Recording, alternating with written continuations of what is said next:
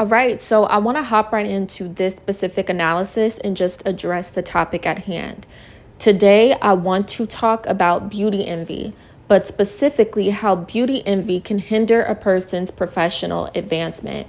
So, specifically, we'll be addressing how beautiful women are targeted in professional capacities, whether it be in corporate or they started a business and they're dealing with some kind of attack. So, without further ado, we're going to go ahead and hop right into this analysis.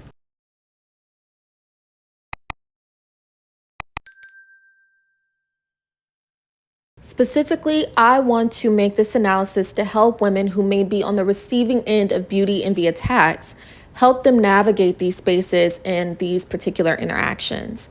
So, one of the first things that you're going to have to come to terms with is although we say statements like, oh, you can't judge a book by its cover, the fact of the matter is most people do judge books by their cover.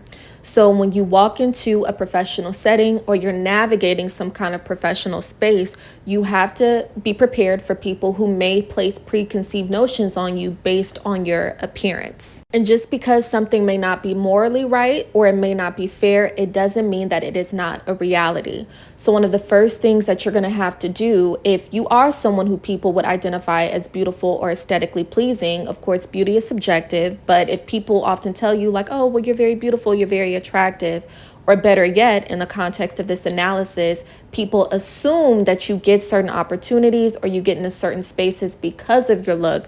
You have to be prepared for what comes with the territory. And to provide context on one of the challenges that you may face, as I alluded to in earlier parts of this video, it's going to benefit you to understand the concept of beauty envy. And to provide some additional context, I'm going to go ahead and read from the beauty envy excerpt in this book. And the beauty envy excerpt states, beauty envy is prevalent when a person is envious of an individual's physical appearance. Of course, beauty is in the eye of the beholder and is completely subjective. But a person who is envious of another person can feel threatened by their aesthetic or the attention the subject of envy receives from others. This person may mimic their object of envy and by the same token talk down to them, gossip about them, and belittle their target. This can even lead to delusion under special circumstances.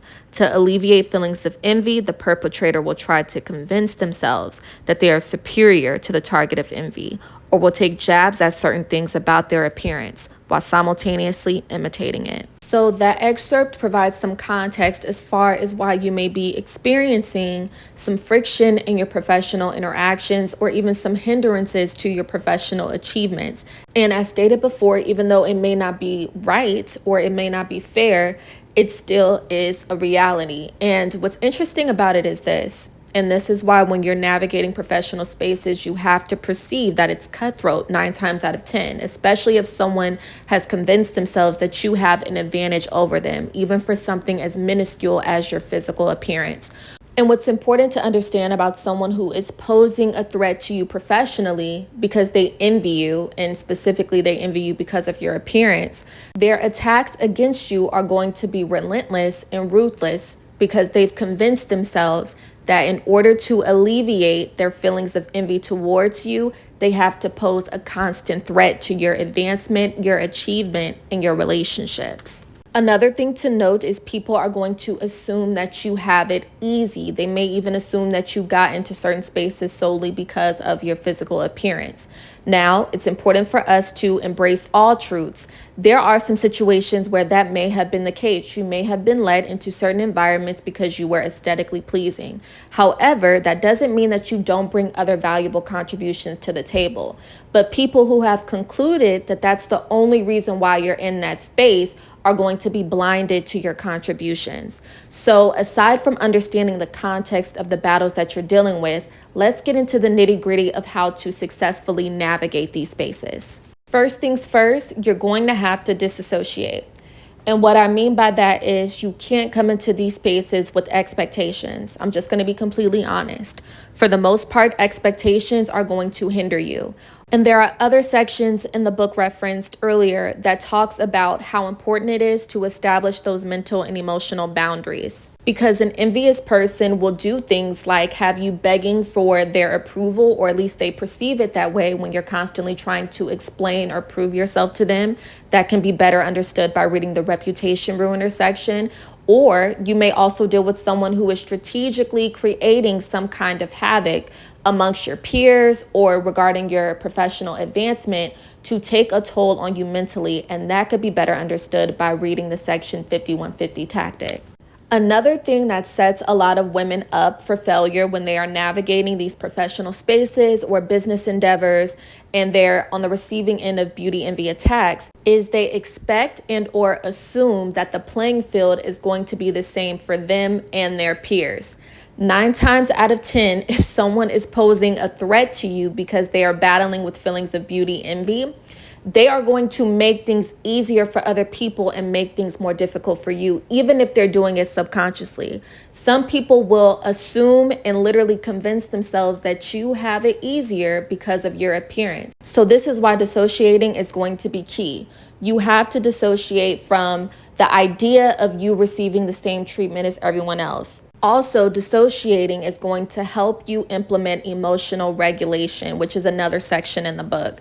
And this is going to be key because you're going to be dealing with people who are going to take consistent jabs at your emotional and mental well-being. So now that we got the foundation out of the way, which is simply developing the proper mindset when you start entering into these spaces, let's get into how to successfully navigate these environments and situations.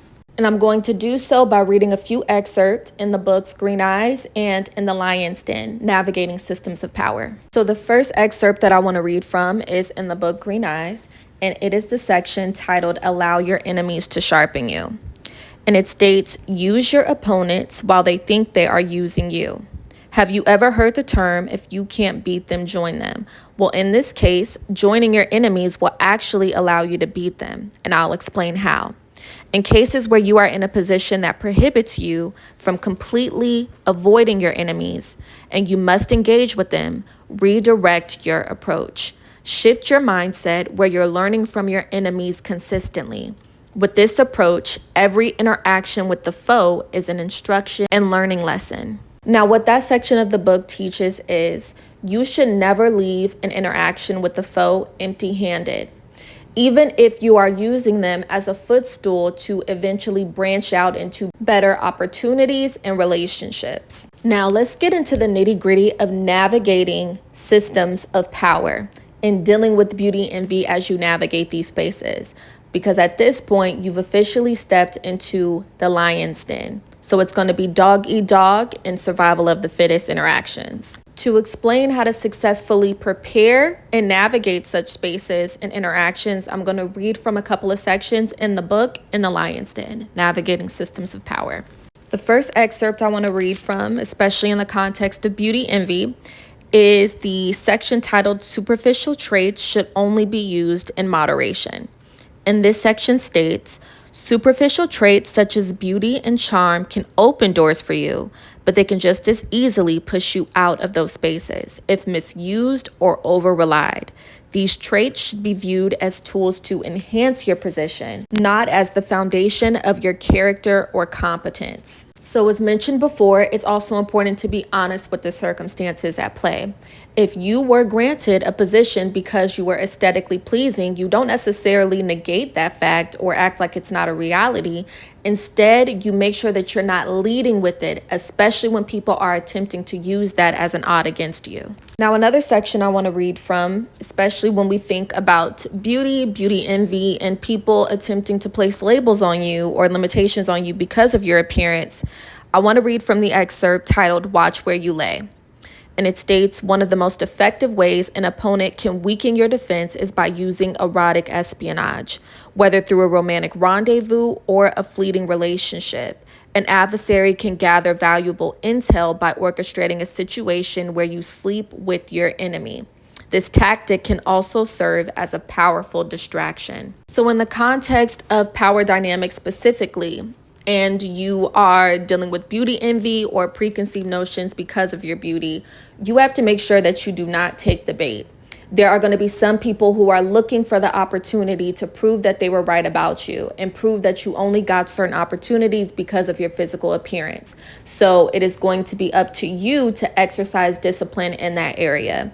Another thing to note is I posted an analysis dedicated to this dynamic specifically, where I was analyzing the hit TV series Scandal. And in that analysis, I went into detail as far as how dangerous it is to mix business with pleasure, specifically when you are navigating powerful spaces and prominent positions. And someone who envies you and wants to get you out of the space, because the fight for power is a vicious one, they will even go as far as setting up a romantic situation to ensnare you, but most importantly, to weaken your credibility and your professional integrity. And lastly, I want to read from one more section in the book to wrap this entire analysis up with a bow. And it will be from the excerpt, "In business, there's no trust."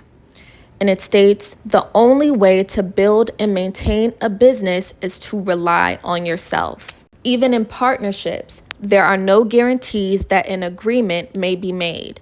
Achieving and maintaining power comes from understanding that problem solving and backup plans are essential, never optional." So in sum, when we talk about navigating professional and business endeavors, specifically navigating systems of power, it's important to understand that although we may hope that we are able to trust certain people, the fact of the matter is we shouldn't expect it. Systems of power is truly a lion's den. And if you do not position yourself as a fellow lion, you will become prey. All right, babes, that's all that I have for this analysis on beauty envy, and specifically how beauty envy can hinder a person's professional advancement. So, of course, I want to hear you all's perspectives, your experiences, your comments, your opinions in the comment section below.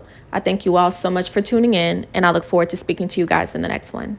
Take care, babes.